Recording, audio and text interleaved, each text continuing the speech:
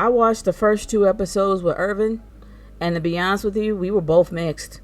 We felt that this series had a large amount of potential, and it had a possibility of being good, but there was a lot of things it was lacking.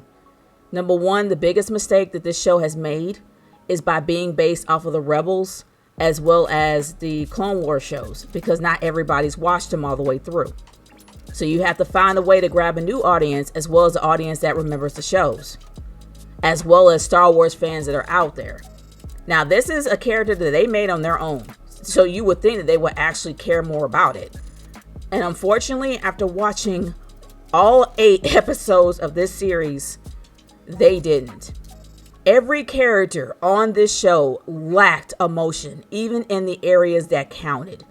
You have one of the biggest threats that could possibly come to the galaxy and destroy everything that you ever worked hard to keep. And they just showed like they've been smoking weed all day. Like, seriously. Rosario Dawson is probably one of the best actresses out there, but she acted like she did not care. She looked like she was high the entire time. And I'm just like, honey, when are you going to emote? Like, are you going to act like you care, show emotion? And good Lord, can I just say that the sword fights were awful? The lightsaber fights were absolutely terrible, and they get worse as Disney gets their hands on them. Like, I'm sorry.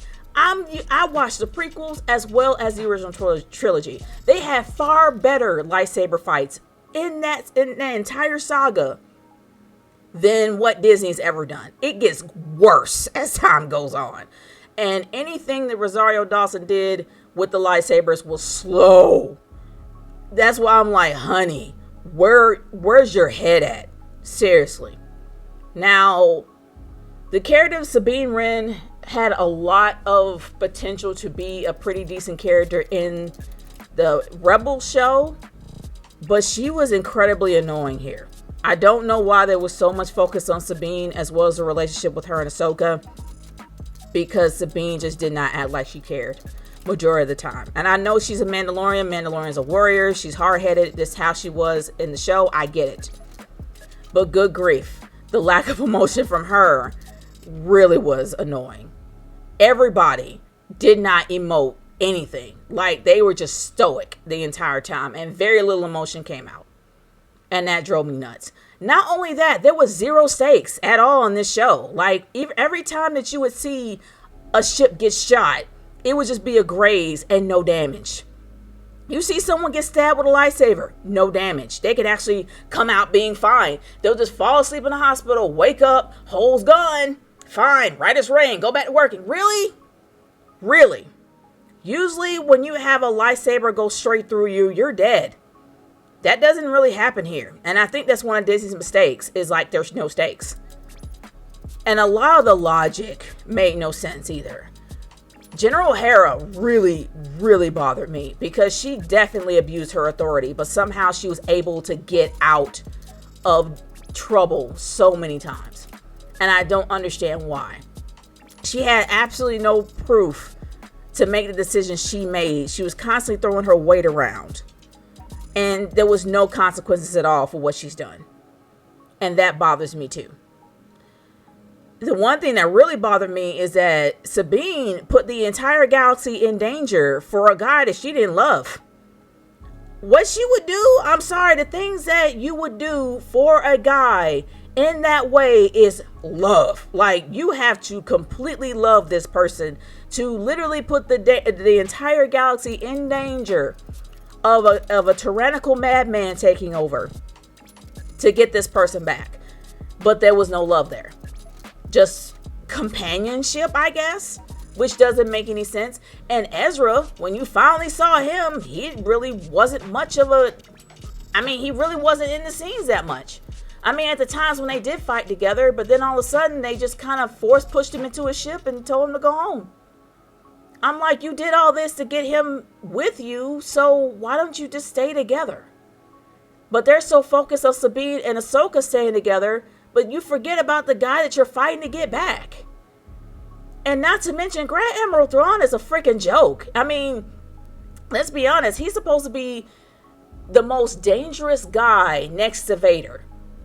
In my humble opinion, he's the blue version of Grand Moff Tarkin, but he is incredibly ruthless, a very strong war tactician, and he will get what he needs to get done.